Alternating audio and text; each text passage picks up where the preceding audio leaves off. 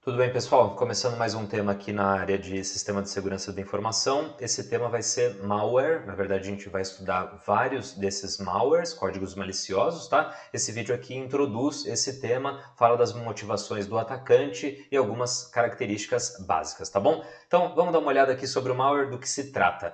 Em primeiro lugar, uma tradução possível de malware é código malicioso, tá bom? Um malware é um código malicioso, tá bom? E o que isso significa? Que basicamente são programas feitos especificamente para executar ações danosas e atividades maliciosas em computadores. Como que a gente tenta simplificar isso? São programas, software, código que um programador pode fazer, que é feito especificamente, a finalidade dele é executar coisas para causar algum dano para você, para o seu computador ou para algum sistema, tá bom? Atividades também maliciosas em computadores, mas também poderia ser smartphone, tablets e assim por diante, certo? E aí você pode pensar, poxa, programa que é feito para fazer alguma coisa danosa no computador, isso não é sinônimo de vírus? Isso não é o vírus? Não é, tá bom?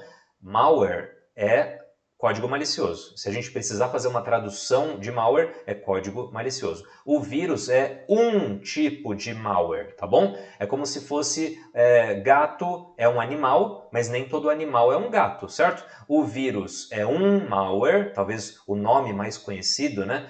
O vírus é um malware, mas nem todo malware é um vírus. A gente vai ver ainda nesse slide algumas citações, alguns nomes de malwares, mas vai ter um vídeo dedicado para cada um desses malwares, vídeos um pouco mais curtos, tá? E como que eles comprometem um computador? Como é que ele ataca você? Primeiro passo que ele pode fazer é explorar uma vulnerabilidade nos programas que estão instalados nesse seu dispositivo, sendo ele computador, tablet ou celular. Como assim? Poxa, eu já falei algumas vezes para vocês de que um programa tem que estar sempre atualizado, com a última atualização, um sistema operacional também. Por quê? Porque isso reduz as chances de uma invasão ou de um ataque ou algo do tipo. Sempre os programas estão recebendo melhorias, solucionando bugs e talvez fechando algumas portas que podiam dar maior vulnerabilidade. Um atacante poderia tomar controle do seu computador por uma vulnerabilidade de um programa que você usa. Então, tome cuidado. Uma forma de você tentar se proteger é sempre deixando atualizado o seu sistema operacional e os seus programas, tá bom? Mas uma forma do malware comprometer o seu computador é explorando exatamente essas vulnerabilidades. Vamos tentar deixar o seu computador menos vulnerável, tá bom? O que mais que o malware pode fazer? Autoexecução de pendrives infectados. Isso é muito comum em locais que têm computadores que são compartilhados. Então imagina uma biblioteca ou então uma lan house ou coisa assim. Muitas pessoas usam pendrive. O malware pode comprometer o seu computador só numa autoexecução. Simplesmente colocou o pendrive lá no computador, o pendrive pode infectar o computador ou o computador infecta o pendrive. O que mais?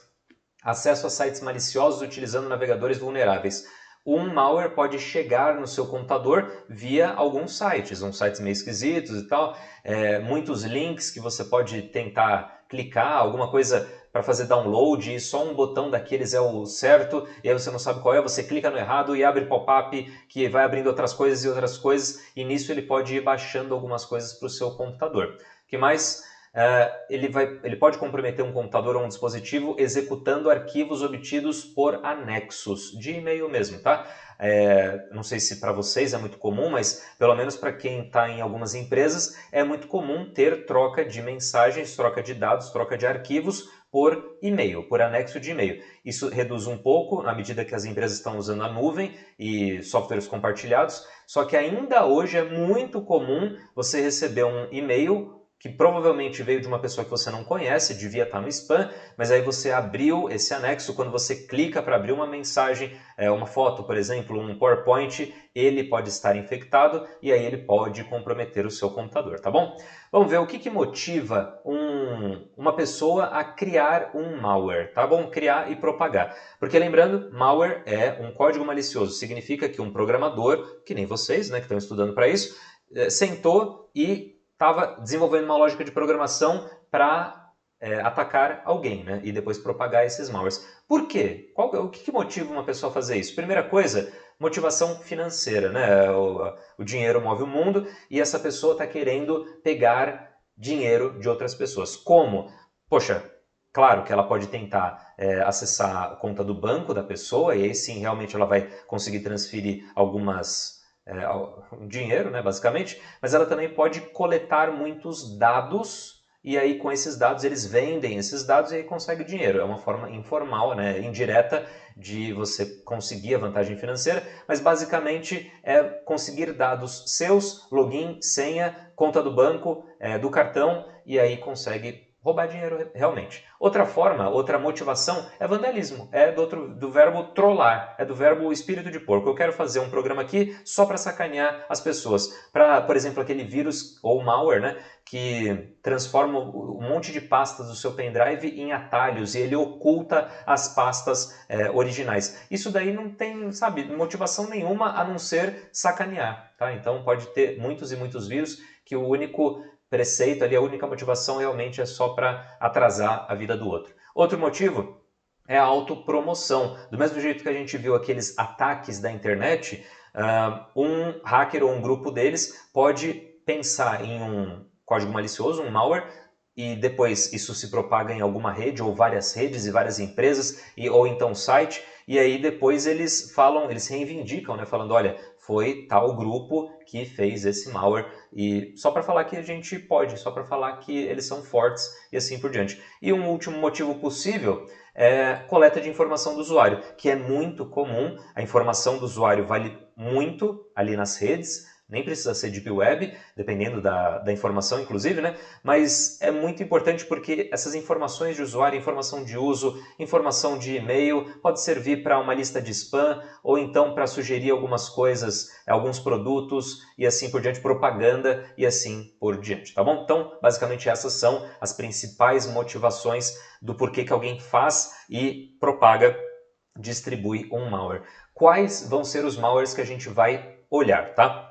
Quais vão ser? Vírus, já no próximo vídeo, worm, bot ou botnet, spyware, e esse spyware é separado em alguns, né? Você já deve ter ouvido falar em keylogger, screenlogger, adware, tem também o backdoor, trojan ou cavalo de Troia e o rootkit, que esse daqui realmente é um dos mais poderosos, tá? Então, no próximo vídeo a gente já vai começar a falar sobre vírus, serão vídeos bem curtinhos, porque a gente só está pincelando, a gente só está vendo, querendo saber um pouco mais sobre os vários tipos, para você parar de chamar tudo que acontece de ruim no seu computador de vírus. Vírus é só um tipo de malware e é inclusive dos mais simplórios e atualmente até quase nada ofensivo, tá bom? Então, próximo vídeo falaremos sobre vírus. Até a próxima.